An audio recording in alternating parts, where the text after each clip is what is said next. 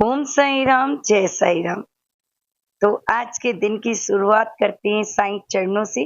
तो आप सभी लोग बाबा के चरणों को प्रणाम कर लीजिए। और आज आप सबके लिए बाबा से अरदास, आप लोगों के लिए मैं बाबा से यही अरदास करती हूँ कि बाबा जितना भी साईं परिवार है उनके ऊपर कृपा और ब्लेसिंग रहे आपकी, और हमेशा आप स्वस्थ रहो, खुश रहो। क्योंकि अगर आप खुश रहेंगे तो अच्छे रहेंगे और परिवार भी खुश रहेगा। खुशियाँ हमारी लाइफ के लिए बहुत ज़रूरी है। तो अगर हमारे जीवन में कोई भी परेशानी आती है तो आप परेशान ना हो, सारी परेशानियाँ बाबा को सौंप दें, बाबा के ऊपर छोड़ दें। क्योंकि बाबा अपने भक्तों की आंखों में आंसू नहीं देख सकते। जो भी हमारी प्रॉब्लम्स है वो झट से दूर कर देंगे। बस उन पर भरोसा रखो, विश्वास रखो, क्योंकि यहाँ दुख है वहाँ सुख है। अगर आपके जीवन में दुख आया है तो आपके जीवन में सुख जरूर आएगा। श्रद्धा सबूरी रखिए, क्योंकि बाबा ने हमेशा कहा है कि मुझ पर विश्वास रखो और मुझ पर भरोसा रखो। वो आपके जीवन में बाबा कभी भी गलत नहीं होने देंगे, हमेशा आप लोग खुश रहेंगे। बाबा हमें थामे रखते हैं। जब से हम बाबा की शरण में आए हैं तब से बाबा ने हमें थाम लिया है, हमारा हाथ पकड़ लिया है, हमारी अंग संग चलते हैं। आप लोगों को भी एहसास होता होगा कि बाबा जब आपके साथ लीलाएं करते हैं, या जब आप दुखी होते हैं या परेशान होते हैं, अचानक से आप ठीक हो जाते हैं, या जो आप परेशानी से जूझ रहे हैं वो एकदम ठीक हो जाती है।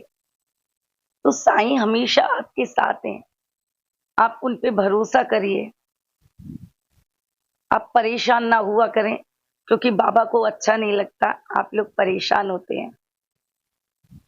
क्योंकि बाबा हमारे जीवन में जो भी अंधेरे होते हैं वो अंधेरों को दूर कर देते हैं। हमारे जीवन में कभी भी अंधेरा नहीं आने देते, हमारे जीवन को सुखमय बनाते हैं, सुखी बनाते हैं। बस कर्म अच्छे करिए, हमेशा सबका भला करिए, किसी की शिकायत मत करिए, किसी के बारे में गलत मत बोलिए। जो जरूरतमंद है या जिसको हेल्प की जरूरत है उसकी हेल्प करिए। क्योंकि कहते हैं जब आप दूसरे की परेशानी समझेंगे तो वो ईश्वर आपकी परेशानी जरूर समझेंगे। तो आप लोग हमेशा अच्छे कार्य करते रहिए, किसी का दिल ना दुखाएं। क्योंकि जब हमारे जीवन में दुख आता है तो हम लोग बहुत ज्यादा बेचैन हो जाते हैं, हमें कुछ अच्छा नहीं लगता। संकेत हमें मिलते हैं कि हमारे जीवन में दुख आ रहे हैं। क्यों? क्योंकि हमारा मन बेचैन होने लगता है, खुशी नहीं मिलती है। अगर हम खुश होना भी चाहते हैं तो बस मन उदास रहता है। हम कोई भी कार्य करते हैं वो सही नहीं होता है। कहीं से हम कोई उम्मीद करते हैं कि ये कार्य हमारा पूरा हो जाएगा, लेकिन वो कार्य पूरा नहीं होता। लेकिन जब हम बाबा से जुड़ जाते हैं, वो बाबा क्या करते हैं, वो हमारे दुखों को दूर करके हमारे जीवन में सुख लाते हैं। और जब हमारे जीवन में सुख आते हैं ना, तो उसके भी संकेत मिलते हैं। जब सुख आते तो हमारा मन खुश होता है, हमारा मन पूजा पाठ में भी लगता है। दुख में जब हमारे जीवन में होता है तो ना हमारा पाठ करने का मन करता है, ना पूजा पाठ करने का मन करता है। बस हम बैठे रहते हैं टेंशन में, फिर हम डिप्रेशन में चले जाते हैं। तो ये नहीं होना चाहिए। जब हम साईं से जुड़ जाते हैं तो हमें संकेत वो ही देते हैं कि आपका जीवन संवरने वाला है, आपका जीवन खुशियों से बनने वाला है। तो आप प्रसन्न रहेंगे। आप बाबा आपको अपने मंदिर बुलाएंगे, कहीं ना कहीं आपको वो रास्ता दिखाएंगे जो रास्ता सही है।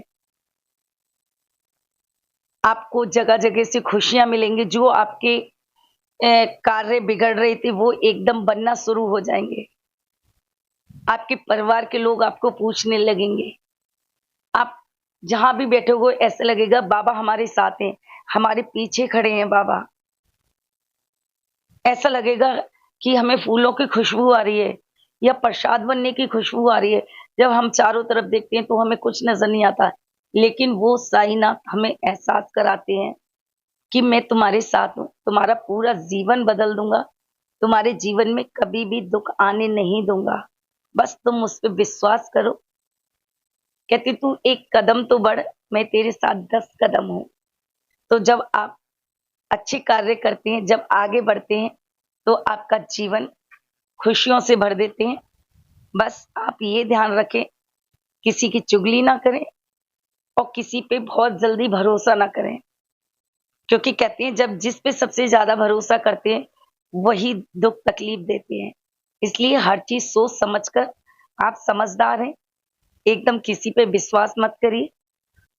और अगर आपको कहीं शंका कुछ हो रही है तो आप वो बात बाबा के चरणों में रखिए, बाबा को बोलें और वो बाबा आपको सही रास्ता दिखाएंगे।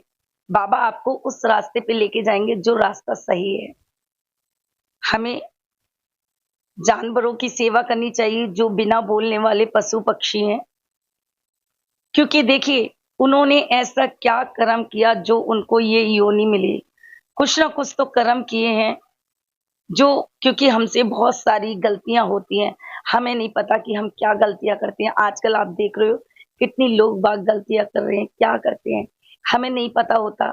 हम जब गुस्से में होते हैं तो बहुत बार कई गलतियां कर जाते हैं, लेकिन जब हम उस ईश्वर का साथ पकड़ते हैं, उसके नाम का जाप करते हैं और उनको अपने जीवन में उतारते हैं, तो हमारे जीवन में सुख परिवर्तन होने लगता है और दुखों का नाश होना शुरू हो जाता है।